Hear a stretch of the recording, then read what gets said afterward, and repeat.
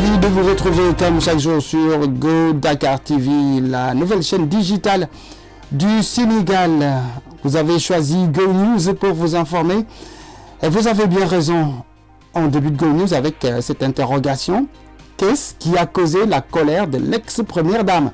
En tout cas, elle ne s'est pas fait prier pour s'exprimer sur les ondes de la RFM, Marième Faye Sall, puisque c'est d'elle qu'il s'agit à dénoncer ce qu'elle considère comme une persécution de son frère depuis 9 mois. Mon frère n'a rien fait de mal. Depuis plusieurs mois, il subit une pression constante et ces nouvelles autorités ne cessent de l'intimider, a-t-elle déploré. Elle a également rappelé un précédent incident où leur mère avait été convoquée à la gendarmerie, ce qu'elle a qualifié d'intolérable.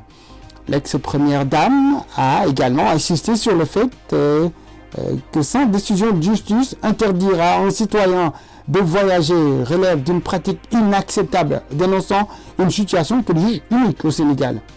Seul Dieu est juge, a-t-elle martelé, assurant qu'ils continueront à se battre pour la liberté et la démocratie.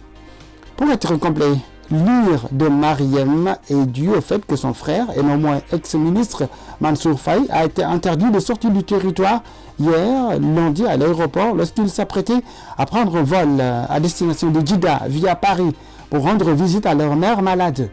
À sa grande surprise, il a été interpellé et informé qu'une décision l'empêchait de quitter le territoire national. Une décision qu'il juge injustifiée, soulignant qu'aucune mesure judiciaire n'avait été prise en son encontre. On parle de cette convocation à l'Assemblée nationale des députés de la 15e législature pour une séance plénière ce mardi 11 mars 2025 afin d'examiner des questions majeures à l'ordre du jour. D'après le programme établi, les travaux devraient débuter à 10h ce matin avec l'examen du projet de loi autorisant le président de la République à ratifier la convention entre le Sénégal et le Royaume du Maroc pour l'assistance aux personnes détenues sur le transfèrement des personnes condamnées. Pour rappel, cette convention, signée le 17 décembre 2004 à Rabat, présentait des lacunes et en ne prévoyant pas de dispositions relatives à l'assistance à ces personnes. Ce texte à examiner vise à terme à encadrer les procédures de transfert des détenus entre États conformément aux conventions internationales. Il faut souligner que presque 300 Sénégalais sont emprisonnés au Maroc pour diverses violations des lois de ce pays, de l'Afrique du Nord, dont l'immigration clandestine, le trafic de drogue et l'association de malfaiteurs. Certains d'entre eux avaient demandé leur transfert dans leur pays pour y purger le restant de leur peine. Intéressons-nous à ces 2 journées de sensibilisation contre les maladies rénales chez l'enfant au Sénégal, organisées par l'association des parents des enfants atteints de maladies rénales.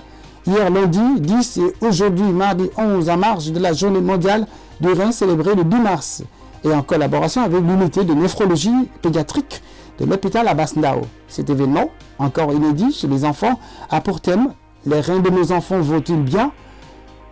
avec comme objectif de toucher un grand nombre en vue de prendre au sérieux cette maladie qui touche de plus en plus d'enfants.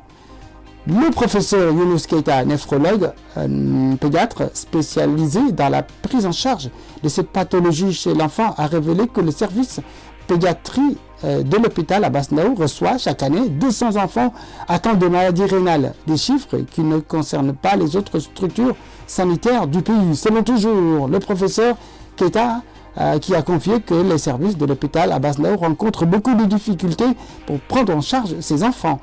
Il a déploré le dépistage tardif de la maladie car beaucoup de parents pensent que la maladie rénale n'atteint pas l'enfant.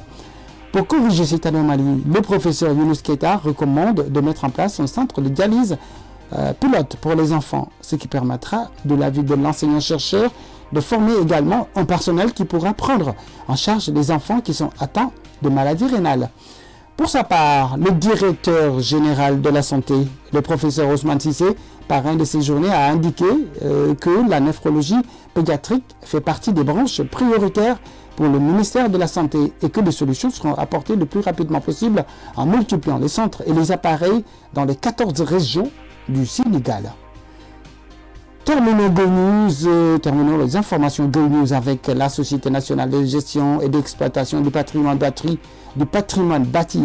autrement appelé SOGEPA, qui selon Libération a initié un audit accablant qui a révélé que 54 villas situées dans des quartiers stratégiques comme la cité Faisal avaient été cédés sous des baux amphithéotiques jugés illégaux, générant des revenus dérisoires pour l'État, et l'État a décidé d'agir fermement en annulant ces contrats irréguliers et en récupérant les biens concernés.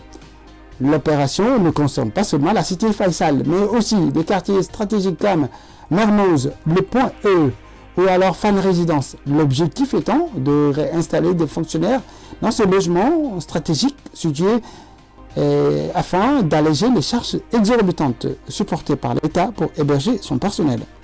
Ces baux amphithéotiques octroyés pour une durée de 99 ans en violation de textes en vigueur qui limite ces contrats à 30 ans, prolongeables jusqu'à 20 ans, stipulés des loyers symboliques compris entre 60 000 francs et 80 000 francs par mois. À la suite de cet audit du patrimoine bâti de l'État, la SOGEPA a établi que l'État, donc, malgré tous ses biens, payait annuellement 2 milliards de francs CFA à des privés pour loger ses fonctionnaires. Pendant ce temps, il n'encaisse que 60 millions par an pour ces villas qu'il donne en location, indique le journal. Voilà pour Go News. Merci d'avoir suivi. Passez d'excellents moments avec Go Dakar TV. Et rendez-vous demain, s'il plaît à Dieu.